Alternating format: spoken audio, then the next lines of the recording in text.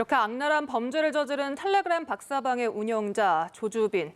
그가 수도권 대학을 졸업한 평범한 20대 남성으로 밝혀지면서 사회적으로 큰 충격을 주고 있습니다. 고등학교에 다닐 땐 온라인에서 상담사로 또 대학에선 학생 기자로 활동을 했다고 합니다. 네, 오늘 박진영의 출근길 인터뷰는 이수정 경기대 범죄심리학 교수를 만나 조주빈의 심리와 N번방 회원들의 법적 처벌까지 짚어보겠습니다. 현장에 나가 있는 박진영 기자 나와주시죠. 네, 박진영의 출근길 인터뷰 오늘은 이수정 교수와 이야기 나눠봅니다. 안녕하십니까? 네, 안녕하십니까? 네, 이제 N번방의 박사 조주빈이 포토라인에 섰습니다. 네. 서서 했던 얘기가 악마적인 삶을 멈춰줘서 감사하다라고 얘기했는데 어떤 의미일까요? 아마도 틀림없이 이제 경찰에 쫓기고 있다는 생각은 했던 것 같아요. 그렇기 때문에 이제 더 이상 그런 조바심 내는 삶은 살 필요가 없다. 그런 뜻에서 한 얘기지 그것이 뭐 피해자들에 대한 죄의식이나 또는 뭐 반성의 뜻이다. 이렇게 보긴 좀 어려울 것 같습니다. 네. 포토라인에서 또 얘기했던 것 중에 하나가 이제 특정인의 이름을 거론한 부분, 네. 또 말씀하신 것처럼 피해자에 대해서 제대로 된 사과를 하지 않은 것, 네. 어떻게 좀 볼 수가 있을까요? 글쎄 굉장히 허세가 심한 사람이다. 뭐 이중적이기도 할 뿐만 아니라 허세가 심해가지고 결국에는 본인을 굉장히 과장되게 보이고 싶어 하는 것 같아요. 인정받고 싶어 하고. 그러다 보니까 언급한 사람이 오히려 사죄를 한다고 얘기하고 대상을 피해자를 언급한 게 아니라 뭐 유명 이제 어떻게 보면 정치인일 수 있는 사람들을 이제 언급을 하면서 결국 나도 이런 사람들과 상당히 동격이다 이런 얘기를 마지막까지 하고 싶어 하는 것 같습니다. 네. 보통 이제 평범한 삶을 살고 있다가 그 삶의 와중에서도 이런 범행을 저질렀다는 것, 이건 어떻게 해석을 해야 될까요? 그러니까 이제 평범한 삶을 사는 그냥 일반 보통 사람이 아니었고요.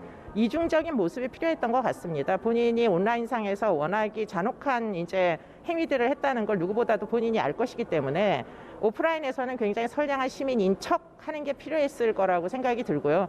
그런 이중성 때문에 사실은 주변 사람들이 이 사람이 얼만큼 큰 범죄 수익을 유발하는 사람인지 눈치를 채지 못했던 것 같습니다. 본인의 어떻게 보면 범죄를 은폐하기 위한 그런 완벽한 노력을 했다 이렇게 볼 수 있겠죠. 네.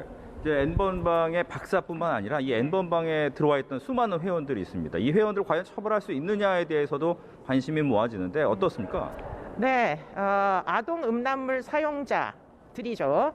그런데 이런 사람들은 이제 방에 들어올 때 사실은 굉장히 고의를 갖고 이 방이 어떤 방인지 알고 그런 종류의 음란물이 필요하다고 느껴서 사실 돈을 내고 들어오는 사람들입니다. 그렇기 때문에 우연히 이런 음란물에 노출된 사람, 소위 이제 성착취물에 노출된 사람들이 아니라는 거예요. 그렇기 때문에 그런 이제 아동 청소년 성착취물을 사용하겠다는 고의를 가졌음에도 불구하고 처벌을 해야 되는 거 아니냐, 왜 못하느냐 이런 이제 비판이 있을 수 있는데 당연히 이제 외국에서는 처벌을 엄벌을 합니다. 징역 사리가 나오는 이런 이제 엄벌에 처하는데 우리나라는 사용자에 대해서는 지금 처벌하는 규정이 없습니다. 그러다 보니까 딱히 이제 음란물을 뭐 다운을 받거나 해서 유포를 시키지 않고는 사실은 그냥 스트리밍 서비스 같은 것들을 그냥 보고 즐긴 정도로는 사실은 지금 처벌을 할 수가 없는데요. 보고 즐긴다는 것 자체도 매우 비정상적입니다. 피해자들이 아동 청소년이기 때문입니다. 그렇기 때문에 뭐 이번 참에 그런 부분에 대해서 좀 입법적인 노력을 해야 될 것으로 보입니다. 네.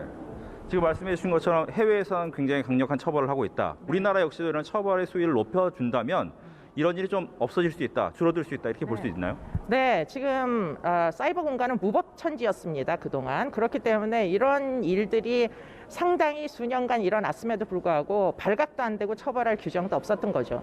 그런데 이제 처벌 규정이 엄벌하는 처벌 규정이 생기면 아무래도 제지력이 생기겠죠. 그렇기 때문에 지금 박사도 결국은 검거돼서 다행이다 이런 얘기를 하잖아요. 그렇기 때문에 그렇게 엄벌하는 규정이 생기면 처벌될 수도 있다는 그런 자각 때문에 사실은 스스로 알아서들 조심을 할 가능성이 훨씬 높습니다. 그렇기 때문에 지금 법제를 갖추는 게 우선은 가장 필요한 일로 보입니다. 네. 끝으로 이제 이 N번방의 가해자뿐만 아니라 많은 피해자, 특히 이제 나이 어린 미성년의 피해자가 굉장히 많습니다. 여성분들이. 이분들한테 한마디 해주신다면요? 글쎄 지금 이 미성년자 피해자들은 사실은 본인이 피해를 당했음에도 불구하고 어쩌면 유인에 넘어간 부분에 대해 가지고 굉장히 자책하고 있을 가능성이 굉장히 높습니다. 그런데 이분들께 꼭 드리고자 하는 말씀은 범죄 피해자라는 점을 스스로도 좀 인정을 해주셨으면 좋겠습니다. 그렇다면 억울한 피해를 당했을 때 호소할 수 있는 모든 국가 절차에 이제 그 도움을 청할 수 있는 거죠. 경찰에 신고도 하실 수 있고 또 여가부에서 운영하는 여러 사이버 폭력 대응 이제 센터에다가 전화를 하셔가지고 본인의 이제 영상물을 지우는 조력을 받을 수도 있고요. 국가에서 돈을 들여서 지금 이러한 영상물을 지우기 위한 서비스를 제공하고 있습니다. 그렇기 때문에 꼭 전화를 주시고요. 그리고는 지금 장기간 동안 피해에 노출돼서 정신적으로도 굉장히 피폐한 상태일 겁니다. 그렇기 때문에 지금 정신과 상담까지 모두 무료로 제공하겠다고 어저께 이제 정부 협의로 발표를 했거든요. 그렇기 때문에 서슴지 마시고 국가를 신뢰하신다면 좀 전화를 주시면 그러면 여러 가지 피해자 지원 제도로 도움을 드릴 수 있을 것 같습니다. 네, 오늘 바쁘신데 함께해 주셔서 고맙습니다. 지금까지 박진영의 출근길 인터뷰였습니다.